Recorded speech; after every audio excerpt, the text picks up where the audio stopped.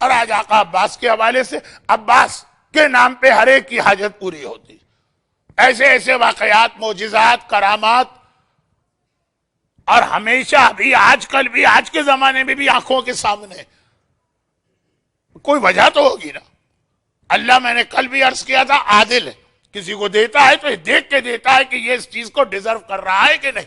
عباس کو اتنا بڑا رتبہ ملا ہے، اس کی ایک وجہ جو سمجھ میں آتی وہ یہ کہ عباس کی زندگی کی جو سب سے بڑی تمنا تھی، ہر ایک کی ایک خواہش ہوتی ہے نا، ہر ایک کا ایک ٹارگیٹ ہوتا ہے، ہر ایک کا ایک گول ہوتا ہے، ہر ایک کا کوئی کام کرنے کا ایک مقصد ہوتا ہے. یہ جو ہمارے بچے اتنے سال، سنا آج کل کوئی ایسا بڑا اہم ایگزام بھی چل رہا، تو اب یہ جو ایگزام وغیرہ اتنے سال محنت کرتے، ایک مقصد ہے کہ ڈاکٹر بننا، انجینئر بننا، سرجن بننا. کتنی محنت آدمی کرتا ہے، ہر ایک کا ایک مقصد. جب آپ حضرات کا ارادہ ہوا ہوگا، چاہے آج آپ نہ مانیں کہ امریکہ آ کے یہاں کی نیشنلٹی لینا، تو اس مقصد کو ذہن میں رکھے کتنی محنتیں اور کوششیں آپ نے کی ہوں گی. لیکن عباس کی زندگی کا صرف ایک مقصد تھا، اور وہ یہ کہ اپنے بابا کی تمنا اور مراد پوری کروں، کربلا میں آقا حسین کی مدد کروں. یہ ساری زندگی عباس کی تمنا. 40 منٹ میں کیسے اس کو بیان کرتا ہوں، 2 منٹ کی بات کو. شادی کے موقع پہ آقا کی دعا، یعنی مولا کی. عباس کی ولادت کے موقع پہ ہی بات دہرائی. عباس کے بچپنے میں یہ پیغام دیا، عباس کی جوانی میں یہ پیغام ملا. جب مولا دنیا سے جا رہے تھے، عباس کا ہاتھ حسین کے ہاتھ پہ رکھا. شب عاشور یہ پیغام ملا، بار بار یہ بات ریپیٹ ہوئی، عباس تم تو کربلا، تم تو کربلا، تم تو کربلا، تم تو حسین کے لیے مانگے گئے. تو عباس کی تمنا یہی ہے. آج بات بہت آگے بڑھ گئی، ورنہ پہلے میرا ارادہ تھا کہ اس عظیم خاتون کا بھی تذکرہ کروں کہ جس نے ایسے کردار کا مظاہرہ کیا. آپ کے ذہن میں ام البنین آئی ہوں گی، وہ بھی باب الحوائج. اور خاص طور پر عراق میں جو ام البنین کی منت مانی جاتی ہے، جو ام البنین کا معجزہ پڑھا جاتا ہے، جو ام البنین کی زیارت پڑھی جاتی ہے جس عقیدت و احترام کے ساتھ. لیکن ام البنین کو سب جانتے ہیں. عباس کی بیوہ جناب لبابہ بنت عبید اللہ ابن عباس ابن عبد المطلب، بہت ہی عظیم. ان کا بھی جہاد ہے. وہ ارادہ تھا کہ حضرت عباس کے حالات تو بیان ہوتے ہیں، ذرا سے یہ بھی بتایا جائے کہ ان کے گھر کے اندر کی کیفیت کیا تھی. لیکن آج وقت نہیں رہا. آج کے بعد اگلی میری تقریر بھی چوتھے امام کے بارے میں، تو وہاں تو یہ چوتھے امام ہی کے اتنے حالات ہیں، شاید آخری 2-3 تقاریر میں یہ نامکمل بات وہاں مکمل کروں. آج صرف عباس، ہر جگہ یہ سنا. اور پھر جب کربلا میں وقت آیا، عباس نے حکم حسین پر اپنی تمنا قربان کر دی. اچھا ایک بات بتائیے، ہم اور آپ تو اللہ کا اور امام کا حکم چھوڑ دیتے ہیں. کیوں؟ اپنے ذاتی فائدے کے لیے. شراب میں مزہ آ رہا ہے، وہ امام حرام کہتے رہے، اللہ حرام کہتا رہے، لیکن ہمیں تو یہ مزہ لینا. حرام بیچنے سے ہمیں کیش مل رہا ہے، ڈالر مل رہا ہے، اللہ کہتا رہا، امام کہتے رہے، ہمیں ڈالر چاہیے، نہ اللہ چاہیے، نہ امام چاہیے. یعنی کوئی اپنی زبان سے نہیں کہتا، لیکن ایکشن، باڈی لینگویج وہ بھی تو بتاتی ہے نا.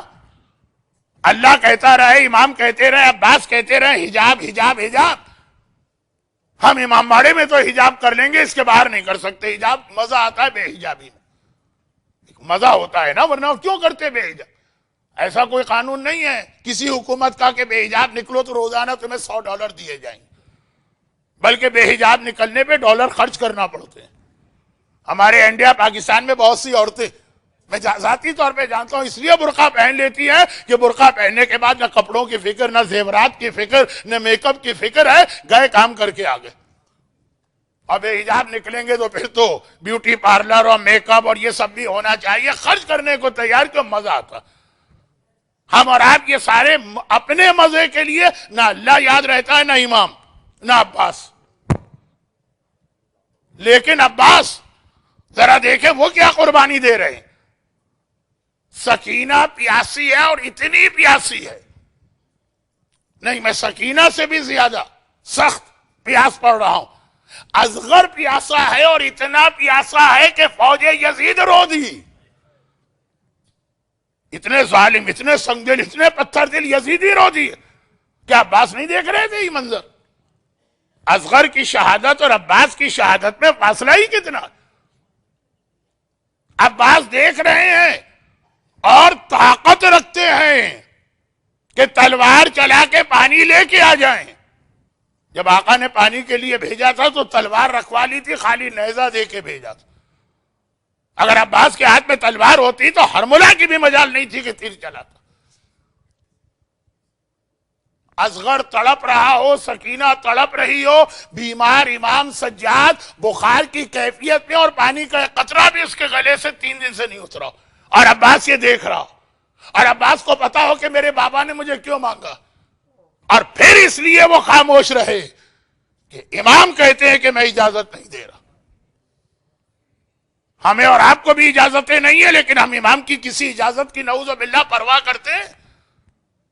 اپنے معاملات میں نہیں کرتے. وہاں تو اصغر کی بات ہے. یاد رکھیے کہ اگر میں ہوتا مجھ سے تو شاید برداشت نہ ہوتا. میں کہہ دیتا آقا اگر میرے پاس اتنی طاقت ہوتی، آقا حسین اللہ چاہے جہنم میں جلائے، اصغر کی پیاس بجھانا ہے چاہے میں جہنم میں چلا جاؤں. لیکن عباس نے کتنی اطاعت کا مظاہرہ کیا. سیرت عباس کا یہ پہلو یاد رکھیے. اصغر و سکینہ کی پیاس کو برداشت کر کے بھی طاقت رکھ کے صبر کرنا، کیونکہ امام منع کر رہے ہیں. امام کے حکم کی ایسی پیروی کرو تو عباس بنتے ہو. ہم اور آپ کتنی چھوٹی چھوٹی باتوں پہ اللہ، رسول، امام سب کو بھول جاتے ہیں. یہ تو عباس کی سیرت کا ایک اہم ترین پیغام. دیکھو حکم خدا اور حکم دین کے بارے میں کبھی بھی کمپرومائز نہ کرنا. جو آ گیا حکم آ گیا، آنکھیں بند کر کے ماننا. برحمتک یا ارحم الراحمین وصلی اللہ علی محمد و